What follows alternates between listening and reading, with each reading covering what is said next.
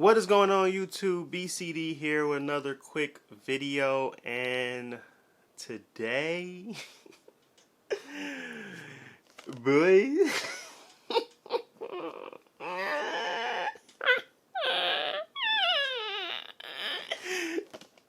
this game right here, this game, it's got you boys in an uproar, a pretty big one at that. Um, listen, Linda. Listen, Linda. Um, I don't have the same experience as everyone else. I am enjoying it. I am happy. As you can read from the title, I've put 80 plus hours into this game. If you don't believe me, well, I guess 67, but I've done all 6 endings and it keeps going back to 67. So each ending take me about, 2 hours or so. So I'm rounding up to 80, whatever. But I put in a lot of time into the game. That's what I'm trying to say. So I wanted to come back. This is full of spoilers, so don't come in here acting like I didn't warn you. I'm going to put that in the title. This is spoiler heavy. I just want to discuss the game because everybody is everywhere, and I just want to bring one place where everybody can discuss what they've experienced in the game that's not dealing with the bugs, because everybody's just talking about that. And nobody's really talking about just the game in general. I guess because you have to get through the bugs to play the game. But for me, I can tell you my experience has been pretty solid. I have some caveats in there why it's been solid and things like that. I played solely on the Series X. I played in the quality mode, not performance. I wasn't a fast driver, or I don't know. I'm just saying I didn't have as many crashes or bugs as most. So I had 3 crashes. No, I had 4 crashes. 2 where they were in the story and I was in the middle of a mission. The other ones were just crashes when I was driving around. And I had about, I can say 100 or so graphical glitches where people's arms were in T-stance or they had like weird things happening in the game. But it wasn't never immersive breaking. It kind of felt like Bethesda at points, and I was kind of like, y'all need to clean this up, but it's not broken to the point where I can't play it or finish a quest or anything like that. Any quest I was stuck on, it was just because I wasn't, searching for everything in the area. So I never had any of those types of issues. So I'm not going to talk about them in this discussion. I'm really just going to talk about what I really loved about it and why I think this game is like my favorite game I have ever played. Outside of Zelda. And yeah, so those are the 2 games that I really enjoyed the most. Like Zelda was up there because it's just a different experience for everyone that plays it, but it's also not really story driven. It's really just, what your experience is and how you drive it. And Cyberpunk kind of hones in on that as well as tell you a great story. You obviously can't have as much freedom as Zelda, but you can tackle pretty much any problem or any situation how you want to. And that's what really, captivates me in a game. So, I'm going to talk about that. First up is the world. The world of Night City, the Outland, the Nomad Lands, all of that. It has these very distinct vision, and it was fulfilled to the utmost. Everything felt like it had a purpose. It was a reason why this art was here. It was a reason why this hotel is here. This gas station is here. It's a reason why these NPCs are here. It just felt so immersive, and I have to point that all to just as how God of War in its one camera was so immersive to the story. This first person view in an open world game like this makes so much of a difference. Even though it's probably why they were a little bit too, gun ho about it. That's probably why you always see a lot of those glitches and stuff in Fallout and those types of games. But they went ahead and they took a leap of faith. They wanted to execute on a vision, and I think they did that very well. It was times where, I mean, even though the driving sucks, there's some things on Reddit that you can do to change it. I would still want to drive within the car because the cars were so detailed, they were so unique, they had so many things that you can look around in, and then the world just felt real. Even though you had all these people running around with metal in their head and all this crap, it just felt real. Like it could be a realistic place you go, you hang out, you do stuff in. Um, and to do that on such a large scale, it's pretty freaking amazing, people. And that's why just off that alone, it won. But then you start throwing in all the characters that they build in this game. You throw in Panam, you throw in Judy, you throw in Carrie, you throw in Victor, you throw in Saul, you throw in it's so many unique characters. I forget the guy's name because it's a different type of name, but the individual that comes and he's just rabbing on the food in Night City. He just hates the culture there, and he just can't get with it.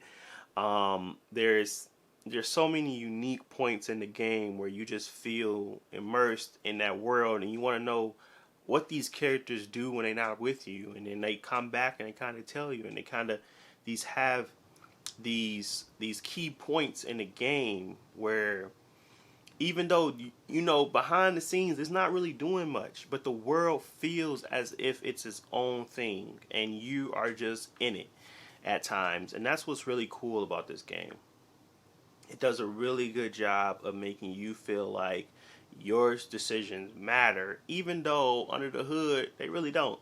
There's only a few key quests that you really want to do to kind of get better situations to occur.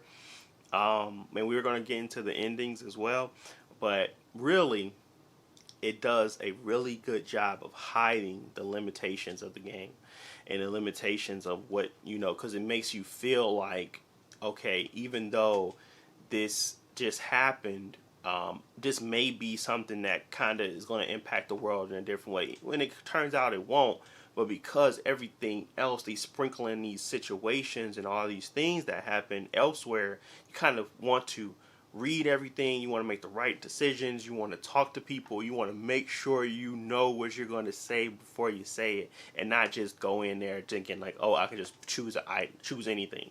Because stuff has an impact. You won't see NPCs. You won't get quests because of stuff. So you always want to be cautious of that. And that's kind of how they did it in Witcher. But this world is so grounded in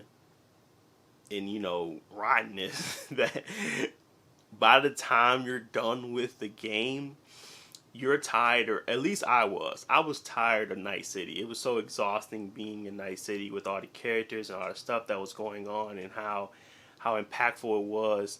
These digital characters were impacting, how I felt in real life. I'm just like, dang, I can't believe this just happened, or I can't believe this person just got killed. It was just a lot, and I was playing it, which I'm going to do a separate video on. But I was using Series X. I was using the Steel Series 7X, yeah. And then I was using the digital sound for, I think it's $20. I'm not using a trial, but I was using that to play it. And man, that spatial sound on there is just as good as Sony's, to be honest. I didn't expect it to be, and I needed to buy those for wireless, and I wanted to have the best experience just to make sure I wasn't, compare apples to apples. I'm using a Pulse headset on a Sony, so yeah, I'm going to do a video on those two, the Pulse and the 7X, and kind of go over spatial sound, because I was under the impression that they didn't have anything good, and they honestly do. It's just whether or not that's implemented well in every game. But moving forward, back to Cyberpunk. The sound quality of the game Was the best thing to happen to me in months. You know, Brendan got me out of a really dark place. Doesn't matter who or what he really was. I'm gonna miss him too.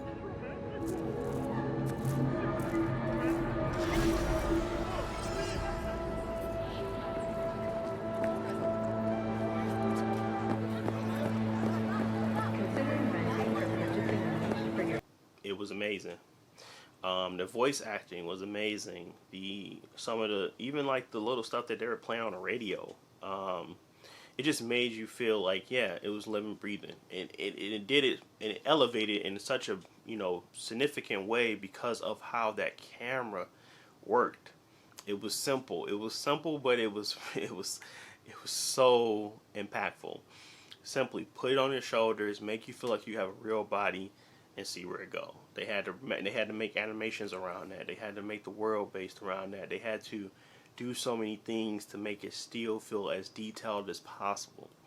Now, the Series X isn't the best experience you can possibly get. The PC is better, and I still enjoyed my time. I enjoyed how immersive and well built that world was. But this is where we're going to kind of go into some spoilers because I want to talk about these characters and I want to talk about why they impacted me so much.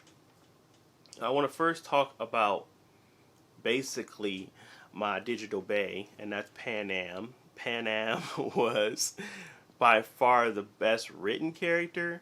And that's not because I romanced her, but it's because I don't know. I feel like because I was a nomad and I was kind of dealing with the same thing by the time I was done with Night City, I'm just like, I'm over it. I'm ready to go. Uh, it was the same thing with that, that she was dealing with and she was grappling with because she wanted to, she left trying to think she might have a better situation, but really in all reality, we all just looking for some type of companionship, some family, something that to come home to, and that's what she wanted, and that's what I was looking for, even though I was in the game, and it's kind of using my perception of what the game should end like, and Panam's relationship with V, and then the ending that you get if you go with Panam. I feel like it's the most bittersweet one because you're still going to die if they don't find a cure, but at least you're going to die around family. You're going to die around people that really care for you. The scummy of the city. It's going to be a chaotic type of world out there, but it's going to be so much freer than what you would be in Night City. Still doing the same things, still dealing with the same corporations and things like that. So it was a freeing feeling, and it wrapped up really nicely. It showed that in his face as he just left the bullet that went through his head and just was like, I'm done, and it was like a clean break. Um, and it was impactful because you kind of mirrored Panam's story, and you understood her motivations and her downsides and her upsides because of who you were as a character, basically, or at least how I would want to portray him as a character. If I wanted to go with someone that was a little more, engaged with the city and wanted to continue that way, I would have went with Rogue's ending, where you have Johnny Silverhand and you have Rogue go and do the end battle, and Rogue passes, and you kind of take on her helm, and you kind of end on a very high note with a casino robbery, but you still know you're going to be dying, but you're going to end with that ability to say that you were the biggest and best to ever do it in Night City. But that's not who I am. I'm more so a person looking for family and that side of it, and I really enjoyed Pan Am's. I think Pan Am was definitely the best written character. Judy is a second, a nice close, but I just did not appreciate how I felt like they did more. They worked harder on making her look like a real person. They didn't work on her motivations and her understanding of a world. She seemed so naive to me. Like she didn't understand why bad things were happening all the time. So I couldn't understand Judy. I really liked her as a friend. And I really enjoyed the underwater scene and everything where we were just going through her past and everything like that. But she just didn't seem to understand why the world was the way it was, and I'm just like, you've been living here for forever, and you, I don't know. She just seemed very naive to me. I didn't appreciate the naive decision making that she was doing, or at least I had to do to kind of still be her friend.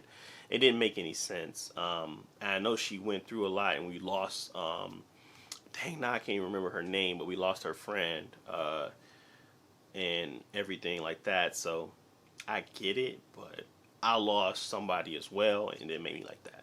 We lost at the very beginning Jackie, and Jackie was a pretty interesting character for the short time span that we saw him and things like that. It kind of set the tone that, yeah, you're going to be losing people.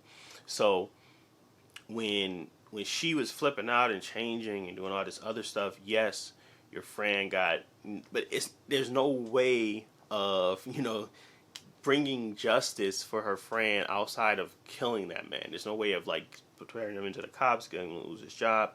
It's really, at least I haven't seen it, where there's only pathway to get really revenge on him is just to kill him. So that's what we end up doing. I just killed the man, but it was like, yeah, it wasn't satisfying. It didn't really solve anything. And then we finally, at her end of her journey, we made decisions to kind of take over, but we weren't ready to be in that position. We both wanted to get out. That was the whole point. I wasn't trying to stay in Night City at the time. As I was going through those journeys and those characters and understanding everybody, like I said, I agreed more with Panam simply because she was on the same page as me. I'm ready to go. I'm not trying to be in Night City anymore. It's a headache being here. Everybody's dying around me. There's not much joy in the city outside of like small side missions where you'll find some happy times, like the little vendor machine that was having a conversation with a friend, but he ended up, he was just a robot, and he was just like AI, artificial intelligence, just trying to have a conversation with her. So it wasn't like it was meaningful, fun things that happened in that city. So everything that happened that I enjoyed was outside of the city. Panam, essentially. Everything that I enjoyed was outside the city. Everything within the city, I hated. And not saying I hated it in a way where I didn't enjoy playing it. It was more so I hated it because it made everybody in the city seem strange. Like Carrie's whole storyline where he was talking about how Carrie had he had a complex that he wasn't doing the right thing because he made it popular and he signed with a big corporation. And then we kind of had to talk him down of like suicide, really, because he was kind of on the path of destruction because he felt as if he didn't, belong where he belonged, or people were trying to, manipulate him or whatever it may be. But he kind of already knew in the back of his head that he made these decisions on his own, and he wanted to. He chose to make these decisions because he wanted to succeed in life. So it was very like interesting as a character for Carrie as well, meeting the pop stars and like him going through all of what he was going through to end up ready to go on tour with him by the end of the game. It's hilarious, but you meet so many random and interesting people in the game and made it feel so real, and then you have connections from the people that you meet, and then that connection meets that next connection. It's kind of like it feels like a living, breathing thing, and I think that's really what they sold me on, is that living, breathing thing. So I wanted to go around and I did every little yellow icon I could find, anything with dialogue, all of the gigs and all of the fixers missions, anything that happened there, I wanted to do it because I wanted to see where it led me to. And some of them, most of them were just nothing, but some of them led me to new people, led me to new missions, led me to new side quests. So I'm saying all this to say that the world felt real, and the world felt like characters really mattered, and like your decisions mattered, and like how people, what happened during your playthrough mattered. So obviously it's like for that replayability and things like that. It's a short game when you want to play the story, but it's not a short game if you want to get all the endings. So the best thing for you to do is kind of play it all the way through. If you really want to get all the endings, you have to do a few different side missions and do side quests and really get a understanding and a relationship with some characters before you go into the end game or the end mission. because then you're limited on what options you may have. Depending on who you romance in the game, and some people are locked out, some people are locked in. You can do female and male. It's a lot of things that you just get a lot of options for. And yeah, it just felt fun. It was fun to play, and I really enjoyed the cars, the city, the commotion, the gameplay after. I would say the gameplay after leveling up a little bit, my pistols and things like that. I really enjoyed the gameplay after that, but before it was okay, but it wasn't the greatest. But I really enjoyed a lot about the game. Even at the end game where I was finally doing the crafting and all that stuff too, it really did because I ran through it and I beat it in like 14 hours. That was the no, sorry, it was 14 hours, 14 hours. I went and did the Arasaka one because that's the only one I had option for, and that was the one where you had to go with her and they try to treat you, but basically you're on a space station and you're not being treated. You're just being played with, and you can't get your motor functions back, or at least not the ones that you need to kind of, feel better. So basically you're dying, and they give you about 6 months.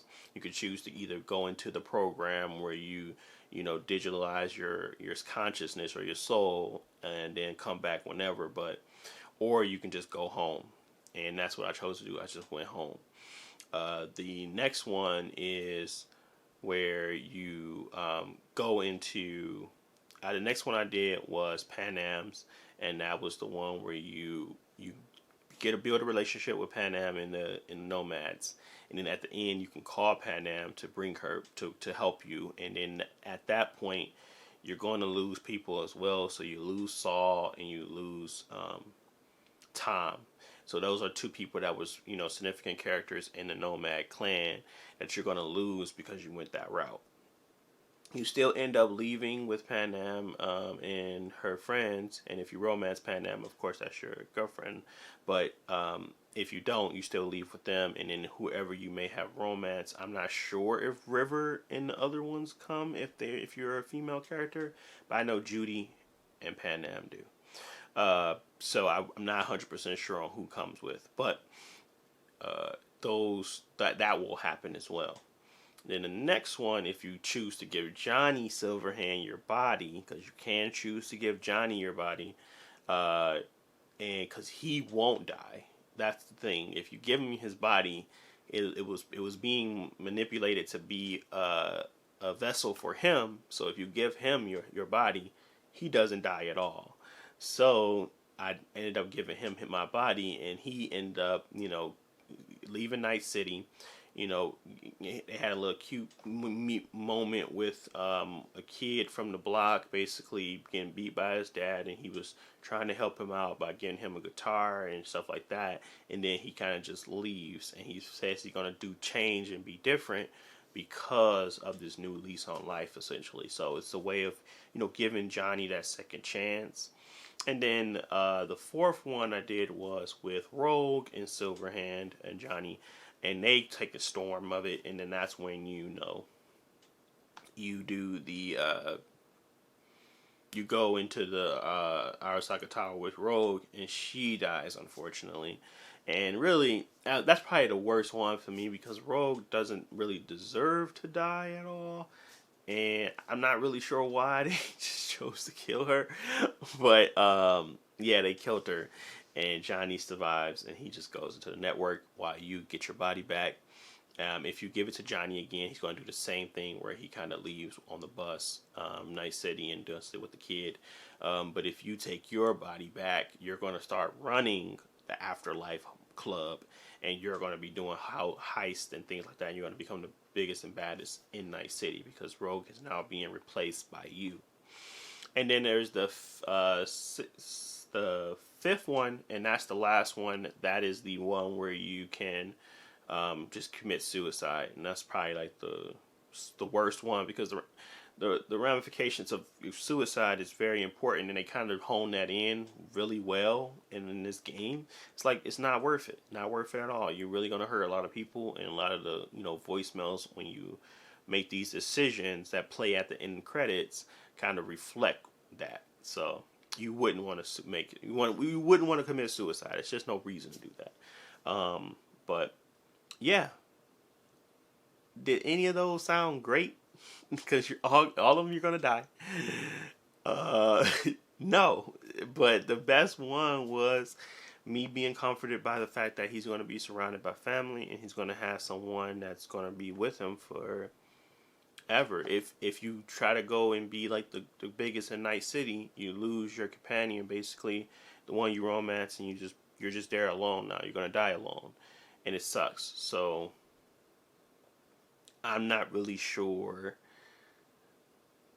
what the best ending is, and we can have a discussion about that, but I gear myself more towards Pan Am's ending with your romance, or whoever your romance is, because that ending sees you become free from the city. It sees that you are now able to live out the rest of your life in some form of peace, and it's the most fulfilling out of all the endings. Even though you lose Saul and you lose Tom, I think that's the most fulfilling. But yeah, really enjoyed the game. Really enjoyed the gameplay. Really enjoyed the cars. Really enjoyed the story building. I really enjoyed the characters. This is probably my favorite game now. And I'm waiting for DLC because I hope they expand on all the corporation stuff. I hope we see a lot of return characters. It really depends. I know I've done everything on my playthrough, but we'll see. We'll see what they do. They first, yes, I know they have to fix the game, but this is more so for me and people that are having a good time with it, and not those that aren't. Because, yeah, I think you guys have enough outlets right now for where we bash Cyberpunk, because I mean they deserve it, but I want this one to be kind of just solely around story-driven things and what they kind of created when you look past the bugs. But that's pretty much it for me. I want to thank you guys for watching. This is going to be a long one, so if you got to the end, I really appreciate it. Don't forget to like and subscribe if you enjoyed the content. And as usual, I will talk to you guys in the next video. Peace.